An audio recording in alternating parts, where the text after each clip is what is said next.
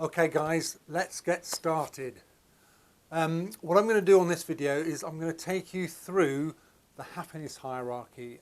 It's the first of the two models that I'm going to take you through, and this one basically is going to take you through the journey that you're going to go through over the next 8 weeks, and it'll show you all the stopping off points and the important points that you'll need to keep in mind as you go on. So the happiness hierarchy. I often introduce this, by the way, when I'm talking to people and saying, okay, what do we want out of life? And most adults will give me all sorts of complicated answers, and I said, okay, let's reframe it. What just really basic, what do you want out of life? And they still give me all sorts of things, lots of money, nice car, family relation. No, really basic. And then you ask them, okay, what do you want for your kids? I just want them to be happy. That should apply to us as well. That's actually all we want, is to be happy. And actually, does it matter how you get that happiness? Not really. That is what we want.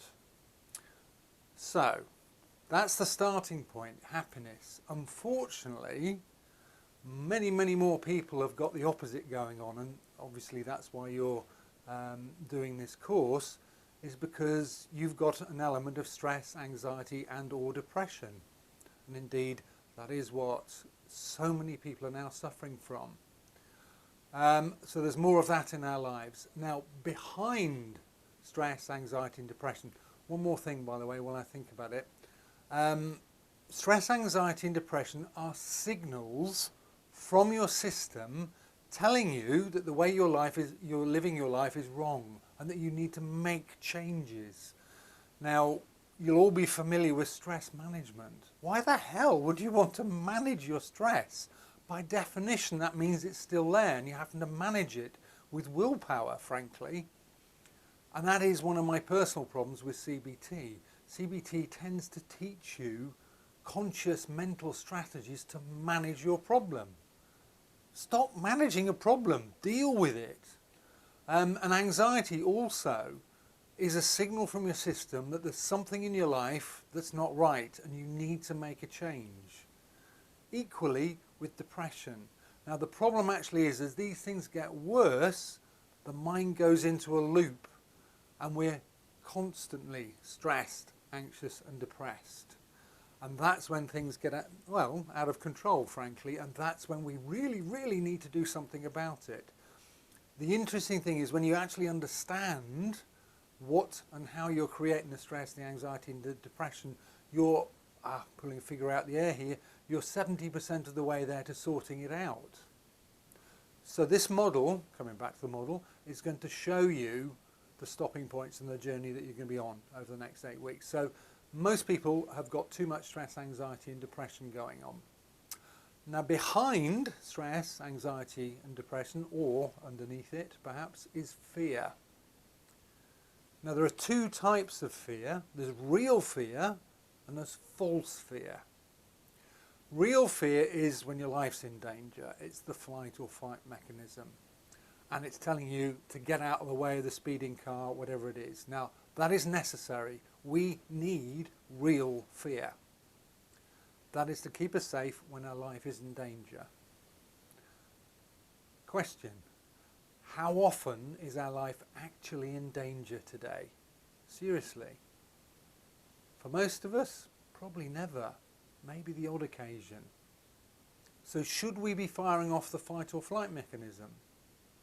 No. And that's the problem with particularly stress and anxiety, is that we're firing it off all the time. The other type of fear is false fear, i.e. it's not real. It's created in here.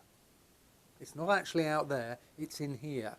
So false fear is always governed by two words: what if. And whatever comes next is completely in your imagination.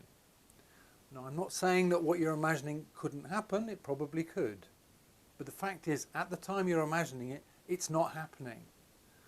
And as stress and anxiety particularly go into this loop, they get worse and worse and uncontrollable, those what ifs become real in your head. and we get a mini version of the fight or flight mechanism.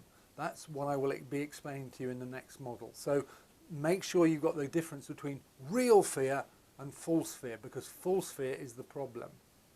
Now, when we get constant false fear going on during our day, we eventually start to turn in on ourselves.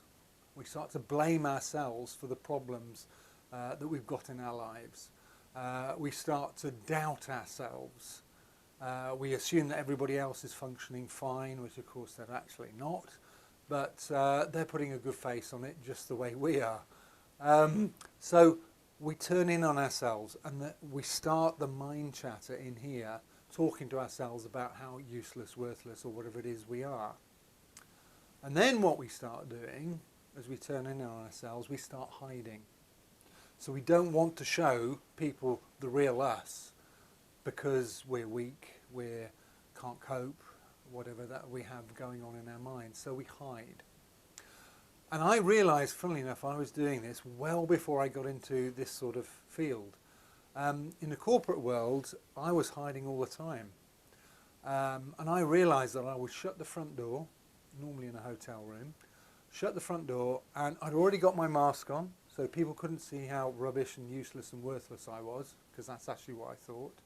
And I was constantly looking over my shoulder, waiting for somebody to catch me, because I really wasn't very good at my job, even though in reality I was climbing the corporate ladder reasonably well.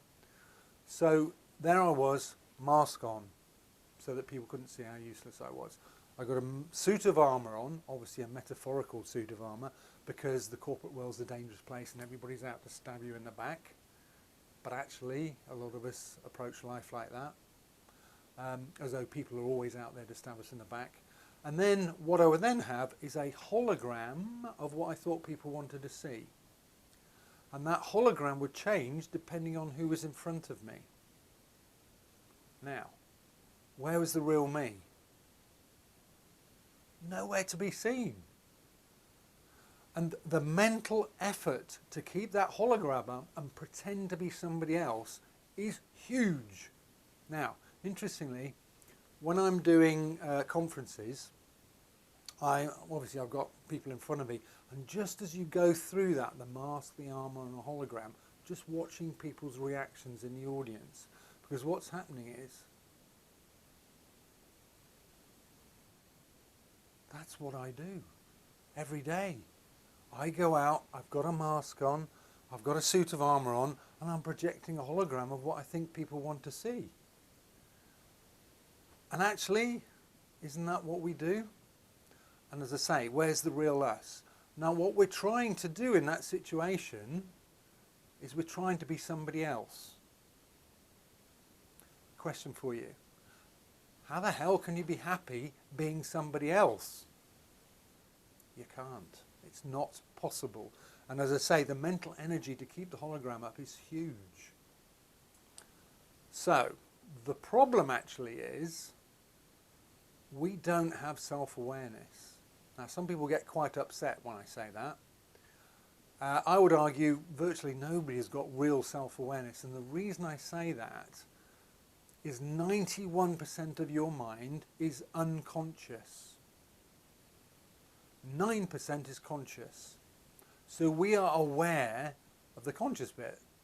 So 91% actually of how we create our reality on a second-by-second basis is unconscious. We don't really know how we do it. And that's why the next model that I'm going to take you through on the next video is so important, because that's exactly what it tells you. It tells you, it gives you a map as to how your unconscious mind works. So I would argue that if we don't know, I haven't really got a grasp of how our unconscious works, how we're creating the 91% of our reality, then actually how much self-awareness do we really have? And there lies part of the problem. So, as I say, the next model, that's what we'll be doing, is taking you through an understanding of how this works, how the unconscious works, and beefing up, if you like, your self-awareness. Now, when you start to get self-awareness, something happens. Or at least the next step that you need to make is self-acceptance. So that's accepting who you are, warts and all. How many people do you think have done that? Not many. So it's accepting who you are, warts and all. Now the thing about getting the self-awareness is you will find out things about yourself that you don't like. Great! Now you know what they are, you can actually do something about it.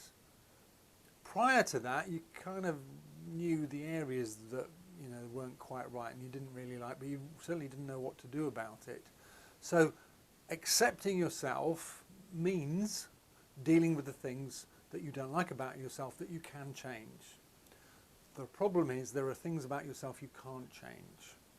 You can't add a foot to your height. You can't change the colour of your eyes. Well, you can put lenses in, but you know what I mean. And in fact, my paternal grandfather, bless him, was a prime example of this. He was a self-made man out of the gutter from Birmingham, literally came from nothing, and ended up running this huge company, employing 200 people, and good guy. I mean, he was a good employer by the sounds of it. But he died an alcoholic. He never got over being 5'3". Now, at the end of the day, really what he needed to do for his life was accept he was 5'3" and move on. So there are some things you can't change and you have to accept them and move on. So, we've gained some self-awareness, we've accepted who we are, warts and all, we've changed the things that we don't like that we can change, and then we've accepted who we are, warts and all. And the next part, the next step up is absolutely crucial, and that's self-esteem. Now people confuse self-esteem with self-confidence. You can be confident in your ability to do something and still think you're rubbish, which is where I spent most of my life. Self-esteem is actually being comfortable in your own skin. That's it. It is not some massive mountain to climb, because self-esteem sounds untouchable. It sounds as though it's something we can't have, and it's actually very simple. To some degree, it's making a decision that we can like ourselves. That doesn't mean to say you're arrogant, you're aggressive, you're obnoxious. It doesn't mean that. It just means you like who you are. And the problem, of course, is we worry all the time about what other people think about us. That's why we've got the hologram up. Well, do you want the secret to life? And actually, in a way, I'm not actually kidding. The Secret to Life is written by a chap called Dr. Seuss, who you may know from the Cat in the Hat fame, the kids' books. Actually, it's now a film, of course, as well. And what he said was, be who you are, say what you feel, because those who mind don't matter, and those who matter don't mind. I'll repeat that. Be who you are, say what you feel, because those who mind don't matter, and those who matter don't mind.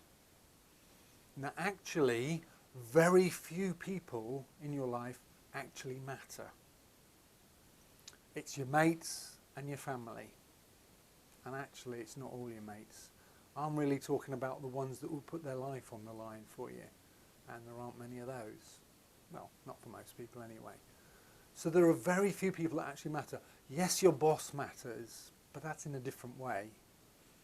And to some degree, you probably have to have some sort of a hologram up. I accept that.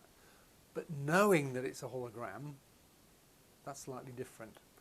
Having said that, you'll find out it's not necessary. So, be who you are, say what you feel, those who mind don't matter, and those who matter don't mind. That is my motto for life. And as I say, we worry about all the others, the people who don't matter. So just to give you a few examples,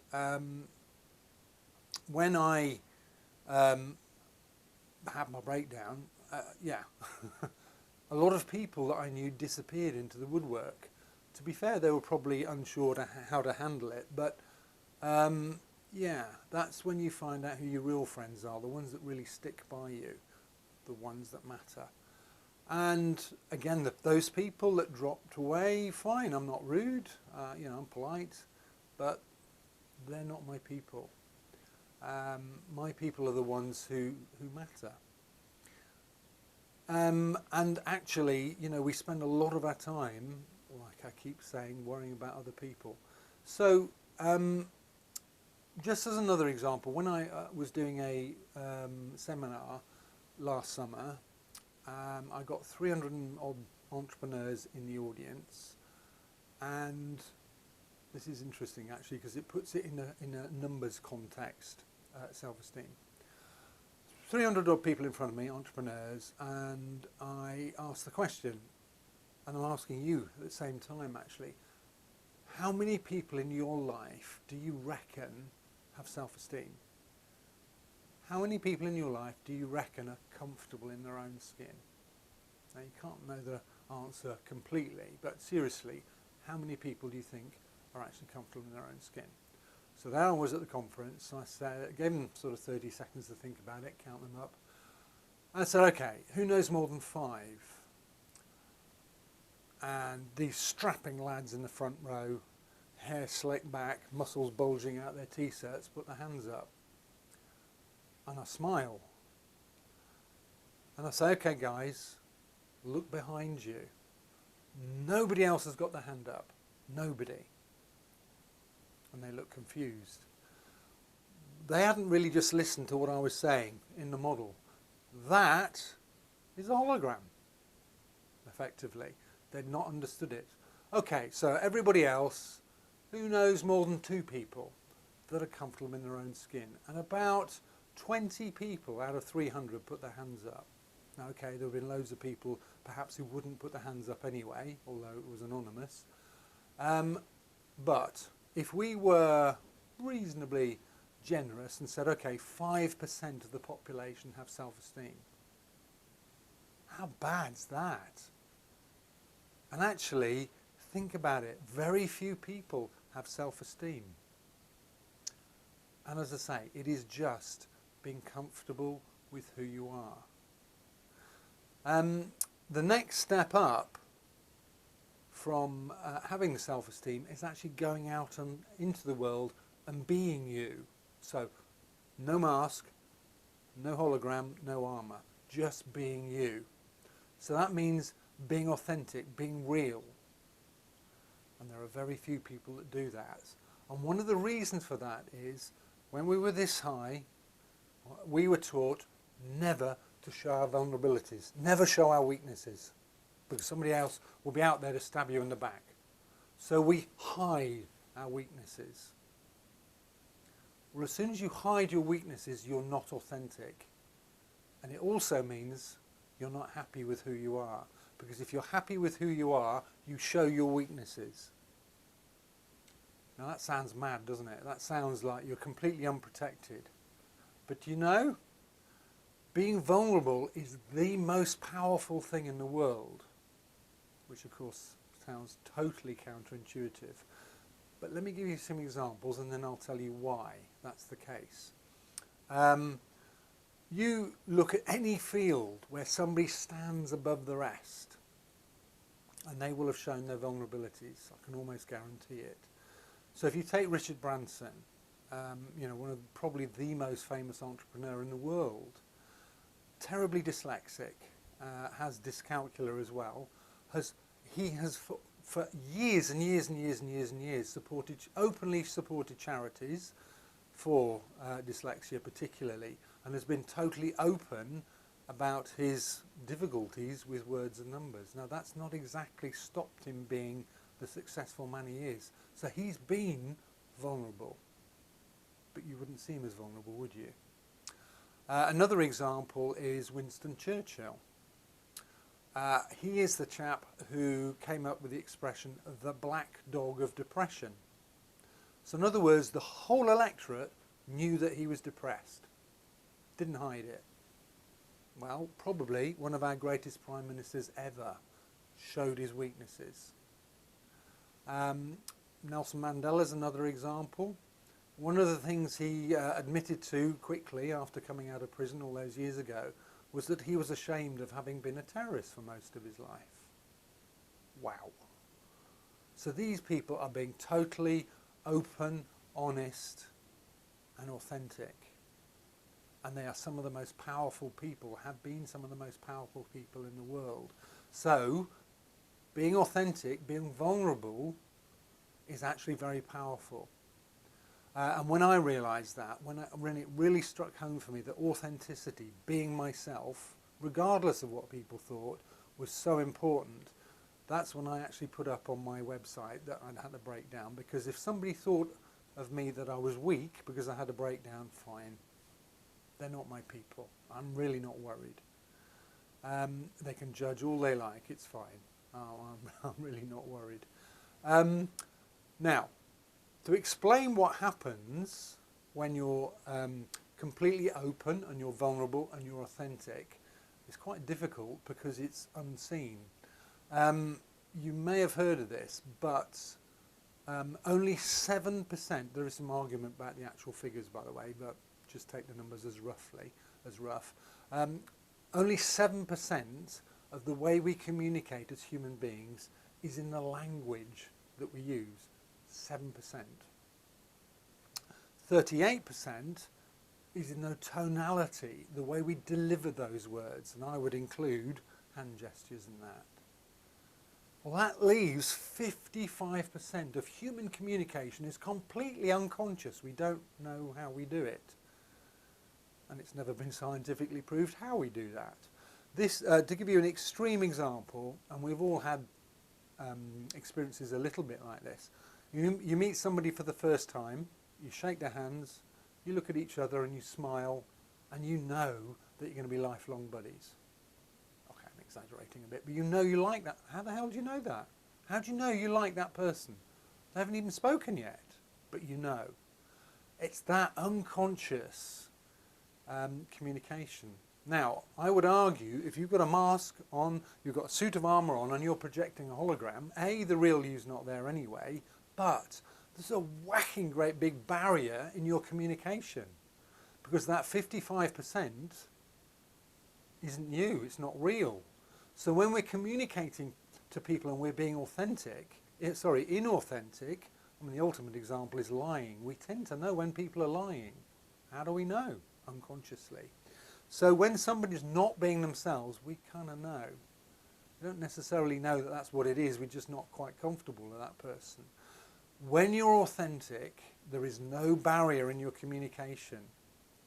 And, of course, because they can communicate easily with you, they like you, and they're more open, they talk to you more easily, and actually you become, in their eyes, somebody quite unusual. In fact, you are quite unusual if you're being authentic. You stand out above other people. So being authentic, being yourself, warts and all, no mask, no armour, no hologram.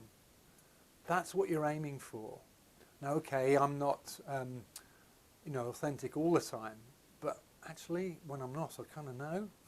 It'll pop up in here, and I'm thinking, oh, yeah, okay, I'm pretending here.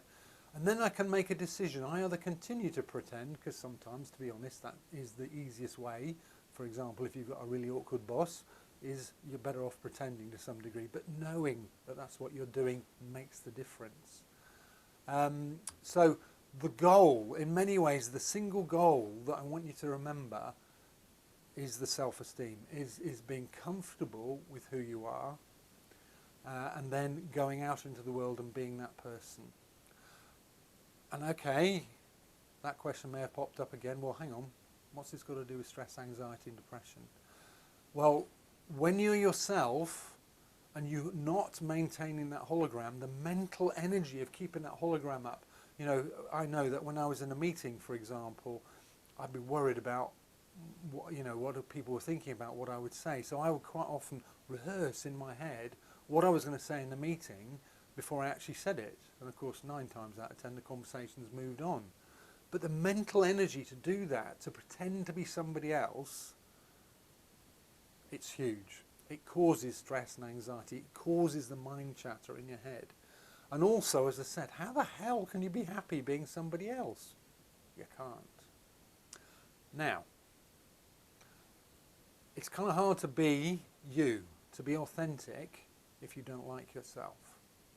In other words, if you haven't got the self-esteem. And it's hard to like yourself if you haven't first accepted yourself, who you are, warts and all. And it's hard to accept yourself if you don't know who you are. And that's the starting point, is the self-awareness, is start to understand who you are and how you create your reality. And then, and only then, really, can you work out your purpose and your vision for life. Now, I know those sound very grand, spiritual sort of words, but actually there is a reason for all of us why we're here. And the problem is, if we get sucked into the career path, like I did, I never actually considered doing anything else. I went straight from school, straight to university, straight to a job. Never took any time out, just thought that was what I was supposed to do. And to some degree, that's how the education system is still set up now. We don't get the chance to gain self-awareness at school, and that is where we need it. And only when you've got the self-awareness and you're happy with who you are, can you work out really what you want to do with the rest of your life. And when you've started to work that out, and okay, in 8 weeks you're not going to have a whole path in front of you of how you're going to spend the rest of your life, but you're going to have a damn good direction to go in. And there's a part of your mind called the RAS, the reticular activating system. I try really hard not to use jargon, so apologies for that. The reticular activating system acts like a radar. And ideally, it's looking for what you want. And when somebody knows what they want, and you may have had this happen occasionally, things sort of pop in front of you. Opportunities pop up out of nowhere. Like, that was weird. Not really. Your unconscious is looking for those opportunities. Unfortunately, when you have stress, anxiety and depression, guess what the RAS, the radar, is looking for? It's looking for all the things you don't want in order to get you to avoid them. So it gives you exactly what you don't want. Your unconscious is focusing on the very things you don't want to keep you safe. Again, that'll make a lot more sense when we've done the next video and the next module. So happiness is actually living in the truth of who you are, warts and all, no mask, no armour and no hologram. That is the objective, and I promise it's easier than you think it is. So that's it, that's the happiness hierarchy. That is the journey that you're going off with all the stopping points. The next video is the mind matrix, and that will take you through, guiding you through how the unconscious works. I'm not going to give you all the answers, but it's going to give you a map of how your unconscious works. And it's going to give you so much information. It'll give you so much more awareness of how you're living your life. But that's it for now. Thank you.